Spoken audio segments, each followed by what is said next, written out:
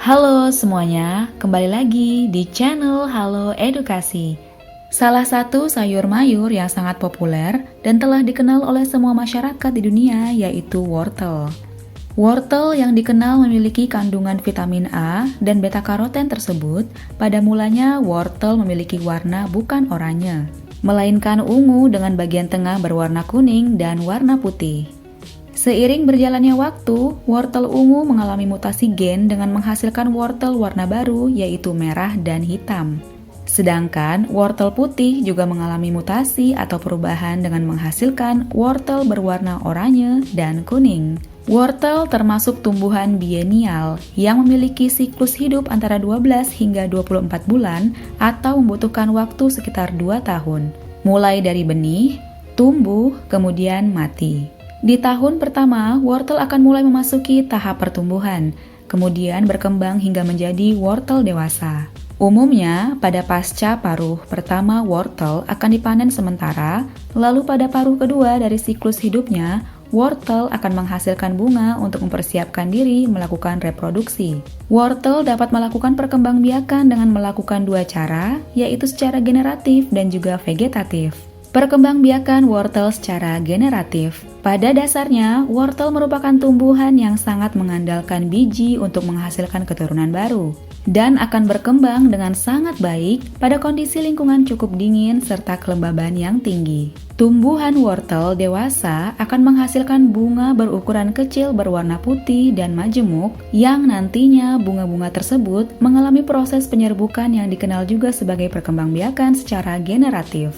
Dalam satu tumbuhan wortel umumnya memiliki lebih dari 1000 bunga. Setiap bunga memiliki 5 sepal, 5 benang sari dan 2 putik. Masing-masing putik memiliki 2 buah sel telur. Proses penyerbukan sendiri berawal dari serbuk sari yang berisi sperma, dipindahkan ke bagian stigma tempat sel kelamin betina berada. Permindahan serbuk sari ke stigma biasanya dibantu oleh serangga seperti kupu-kupu, lebah madu, atau lalat, namun juga bisa dengan bantuan angin. Masing-masing bunga memiliki kemampuan untuk menghasilkan 2 buah biji, tentunya jika bunga tersebut telah mengalami proses penyerbukan. Bunga-bunga yang dimiliki oleh tumbuhan wortel dapat melakukan penyerbukan sendiri ataupun diserbuki oleh bunga yang berasal dari tumbuhan wortel lainnya. Jika telah terjadi proses penyerbukan, biji wortel mulai terbentuk yang nantinya akan tumbuh menjadi tumbuhan wortel baru. Biji wortel sangatlah kecil dan letaknya berada di bagian dalam buah. Buah tersebut terbagi menjadi bagian unggulan yang terpisah ketika telah mengering. Tidak hanya itu saja, setiap bagian unggulan memiliki duri yang tersebar di permukaan dan ketika dijadikan sebagai benih produksi yang diperjualbelikan, duri-duri tersebut telah dihilangkan. Untuk negara-negara subtropis, wortel akan menghasilkan bunga pada saat musim dingin. Jika telah terjadi penyerbukan lalu menghasilkan biji, dengan bantuan angin, biji mulai tersebar dan jatuh di atas tanah. Meskipun dalam kondisi musim dingin sekalipun, biji wortel memiliki daya tahan yang tinggi dengan cara mengalami masa dorman. Ketika musim dingin berakhir atau memasuki musim semi, biji-biji wortel mulai tumbuh tunas dan berkembang menjadi individu baru. Yang kedua, perkembangbiakan wortel secara vegetatif.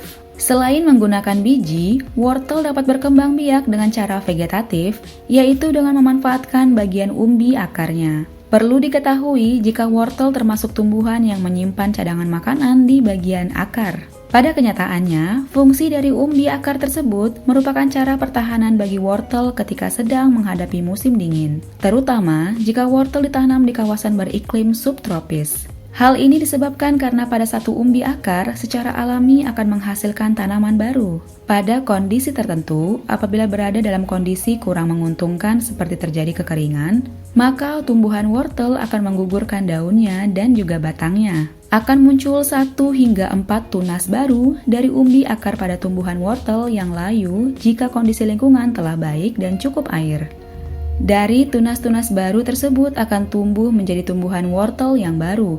Namun saat ini, seiring berkembangnya zaman, umbi akar dapat dibuat sebagai cara berkembang biak bagi tumbuhan wortel secara vegetatif. Di dalam umbi akar wortel memiliki cukup banyak tunas dan akan berkembang menjadi individu-individu baru. Untuk melakukan budidaya, wortel akan dipotong menjadi beberapa bagian dan masing-masing bagian akan memiliki lebih dari satu tunas. Jika ditanam pada tanah yang subur dan sedikit berpasir, tunas-tunas tersebut akan tumbuh dan berkembang menjadi tumbuhan wortel yang baru.